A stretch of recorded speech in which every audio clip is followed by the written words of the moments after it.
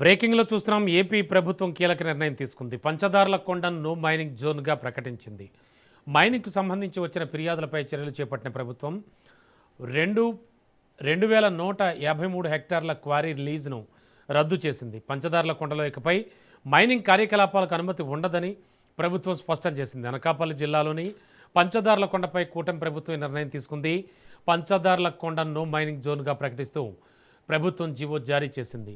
ఈ కొండపై అక్రమ మైనింగ్ సంబంధించి వచ్చిన ఫిర్యాదులపై ప్రభుత్వం కఠిన చర్యలకు ఉపక్రమించింది. ఇకపై పంచదార్ల కొండ ప్రాంతాల్లో మైనింగ్ కార్యకలాపాలకు అనుమతులు ఉండవని ప్రభుత్వం స్పష్టం చేసింది.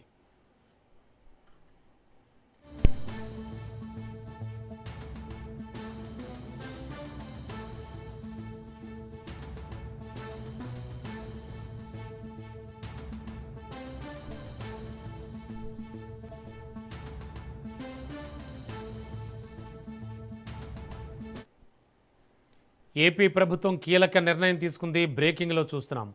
పంచదార్ల కొండ నో మైనింగ్ జోన్గా ప్రకటించింది. మైనింగ్కి సంబంధించి వచ్చిన ఫిర్యాదులపై చర్యలు చేపట్టింది ప్రభుత్వం. 2.153 హెక్టార్ల క్వారీ లీజును రద్దు చేసింది. ఇక ఇదే అంశానికి సంబంధించి లేటెస్ట్ ఇన్ఫో అందించడానికి మా కరెస్పాండెంట్ కిరణ్ సిద్ధంగా ఉన్నారు. కిరణ్, పంచదార్ల కొండను నో మైనింగ్ జోన్గా ప్రకటించడమే కాకుండా జీవో కూడా రిలీజ్ చేసింది అంటున్నారు.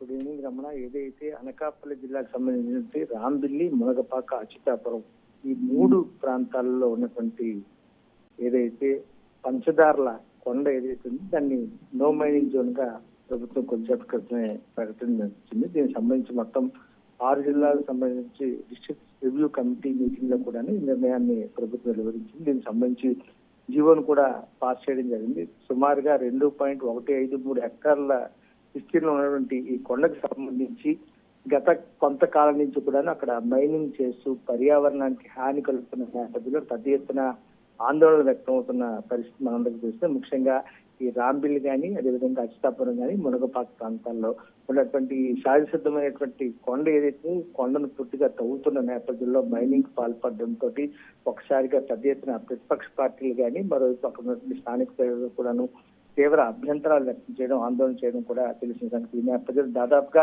5 కొండల నుంచి సహజ సిద్ధంగా వస్తున్నటువంటి జలధారలు ఏవైతున్నాయో ఈ ఏడాది పొడవునా పారుతూ ఉంటాయి. అందుకే దీనికి పంచదారులని కూడా ఒక పేరుంది. అక్కడ ఉన్నటువంటి ఉమాధర్మలింగేశ్వర స్వామి ఆలయం ఆ కొండను అనుకునే ఉంటుంది. ఈ నేపథ్యంలో అక్కడ మైనింగ్ చేస్తున్నటువంటి నేపథ్యంలో పూర్తిస్థాయిలో పర్యావరణానికి ఇబ్బంది వస్తుంది.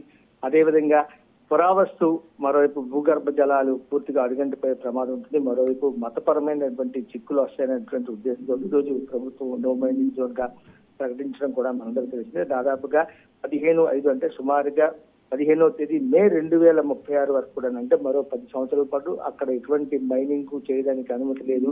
అదేవిధంగా క్వారీ తవ్వకాలు జరపగానే వీటన్నింటినీ కూడా పూర్తిగా రద్దు చేస్తూ ప్రభుత్వం కొద్దిసేపటి క్రితమే ఒక జీవోను కూడా పాస్ చేయడం జరిగింది. మొత్తం మీద మనం చూసుకున్నట్లయితే దీనికి సంబంధించి నేషనల్ ఇన్స్టిట్యూట్ ఆఫ్ హైడ్రాలజీ శాస్త్రవేత్తలు కూడా పూర్తిస్థాయిలో దీని మీద అధ్యయనం చేయాలని చెప్పి, అదేవిధంగా డిప్యూటీ సీఎం కూడా గతంలోనే ఈ ఆందోళన పెద్ద ఎత్తున పెరుగుతున్న నేపథ్యంలో దీని మీద పూర్తిస్థాయిలో అధ్యయనం చేసి అసలు ఏం జరుగుతుంది అనేది కూడా ఒక నివేదిక కావాలని చెప్పి డిప్యూటీ సీఎం పవన్ కళ్యాణ్ కూడా స్పష్టం చేశారు. మరోవైపు మనం చూసుకున్నట్లయితే గనుల శాఖ, అదేవిధంగా పంచాయతీ శాఖ, ఇతర శాఖల అధికారులు కూడా అక్కడికి పంపించడం, మరోవైపు రెవెన్యూ యంత్రాంగం కూడా పూర్తిస్థాయిలో వాటిని పరీక్షించి దీనికి సంబంధించి ఎటువంటి ఇబ్బందులు ఉన్నాయని చెప్పి స్పష్టమైనటువంటి నివేదిక ఇచ్చిన నేపథ్యంలో ఖచ్చితంగా అక్కడ నో మైనింగ్ జోన్ గా అనౌన్స్ చేయ తప్పదని చెప్పి, ప్రధానంగా మనం చూసుకున్నట్లయితే పర్యావరణానికి హానికరం కావడంతో పాటు మరోవైపు పూర్తిస్థాయిలో భూగర్భ జలాలు పూర్తిగా అధిగమిపోయే ప్రమాదం ఉందని చెప్పిన నేపథ్యంలో దాన్ని నో మైనింగ్ జోన్ గా గవర్నమెంట్ అనౌన్స్ చేయడం జరిగింది రమణ.